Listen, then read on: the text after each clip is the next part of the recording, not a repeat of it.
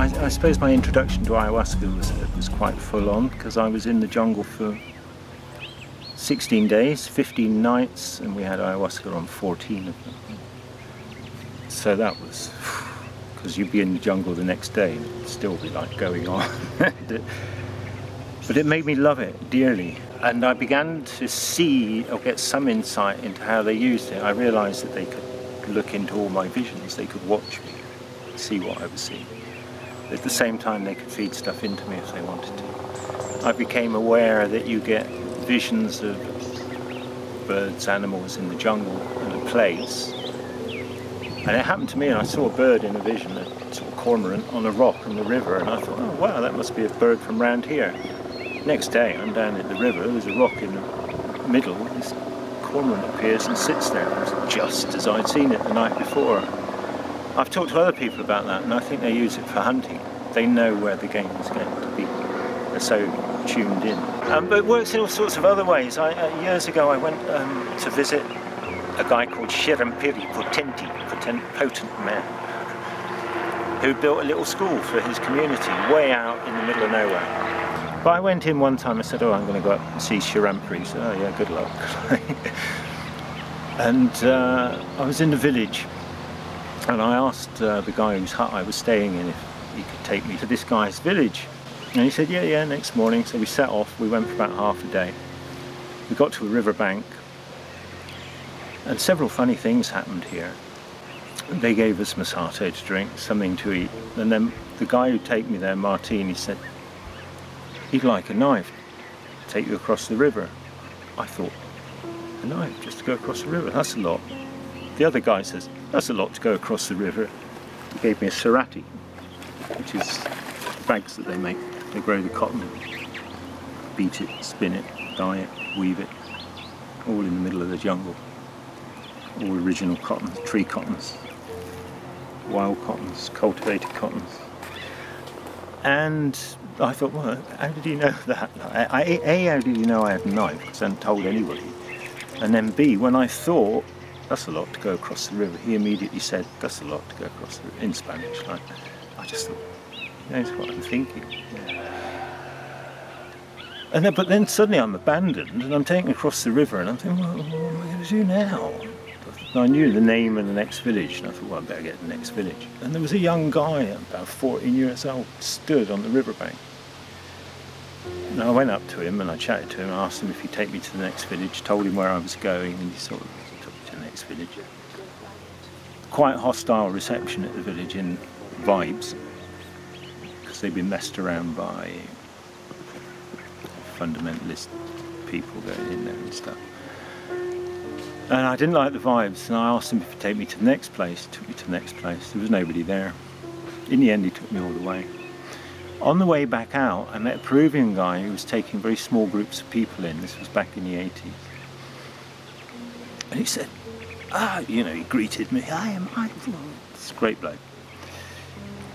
And he said, how did you get him? I said, I don't know, he was just on the riverbank when I crossed the river. He said, he's one of only 2 people who even knows the footpath up there. And he said, and the other one wouldn't take you. It's like, it's magic. So I went back to the village where I was staying, and I eventually got back to the mission, and I said to the padre, I said, did you send somebody up the river to take me up to Shirampiri? He said, no. He said, once you go into that forest, he said, you're forgotten. He said, I don't have to say anything to them about you. He said, your relationship with them is between you and them, which is great, you know, it's wonderful. But he hadn't said a word. So that incident I found hugely interesting. It was like cosmic planning, and they were in tune with it. And the most recent incredible experience that I had was when I visited these semi-contacted people. Nobody had ever been up there other than people from the next village down. No outsiders, no officials, no geologists, no senderos, no loggers. And I thought somebody had been there before, otherwise I would probably not have gone. But we were taken.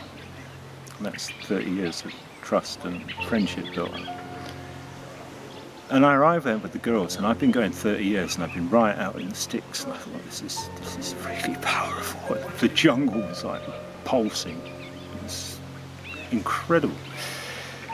And I felt something special. I gave out all the stuff I brought almost immediately to the oldest guy, and then they came up to him and he distributed it, you know, knives, machetes and stuff.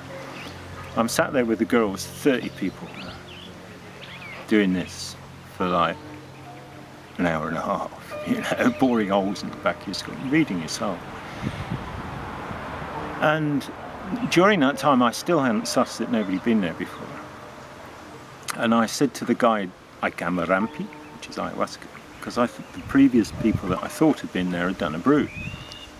And he said, no, there isn't any. I said, oh, fine. But the other guys who spoke no Spanish looked at each other, nodded. Two of them went off, came back with a big bunch of leaves. Another guy reached up to the top of the hut, took down some vine. It was on the boil about 10 minutes later. So he'd said no. They'd heard the word Kamarampi, which is Ashaninka. They'd put it on the boil.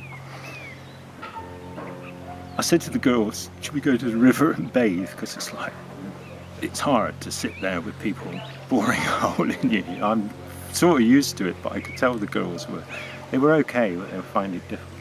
So we went down to the river and bathed and so forth. Anyway, later on we took the brew with them.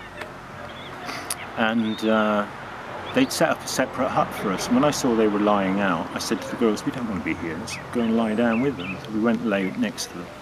What was so interesting was that after about an hour or so, they were singing. The Ashaninka sing beautifully when they take ayahuasca. Absolutely wonderful, sort of vibrational harmonies. And it kind of weaves fractal patterns of protection around the village and can help enhance visions, or it can slow down your visions in the form of the sounds that you make. It changes the whole experience. And I heard them singing. When I looked, I got up on one arm to look across just to see who was singing.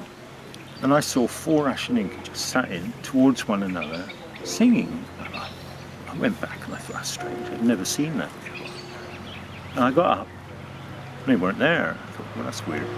Nobody went anywhere. And I settled back and I got up, and there they were again. And then I sussed what it was, because I kind of experienced it before. And that's that the ancestors come in an almost tangible form. You can see them. And I'd seen them as these sort of shadowy shapes in the communities lower down when I'd done the brew. But they were like physical reality. After a while, one of them stood behind me, you know, and I'd watch to see if they sat down or went off to the huts. No. Anyway, I didn't say anything about this to my daughters. In the morning, we were sort of deconstructing, going through experiences. And I said, I had somebody standing behind me. Oh, I had somebody standing behind me as well. And 2 people seemed like they were keeping watch and protecting. And I said, yeah. And then the other 2 said, oh, so did I. And I said, well, I think that's the ancestors coming in. Oh, that's what they were, they said. And I'd never seen them in such tangible form. And I said this to an autistic guy that I met, idiot savant, complete genius, incredible guy. He said, the ancestors are always here, we just don't notice them. In our culture, it's been brainwashed out of us that they're present. So that was a beautiful, beautiful experience. And a South African friend of mine said that is so powerful, and that we have to go back and build on that, because everything we got from them was protection and welcome. And what a thing to do, to actually take a brew with a group of non-contacted people, because you're wide open, so they can read you. Which is why when we left, and I said, can we come back? I said, yeah.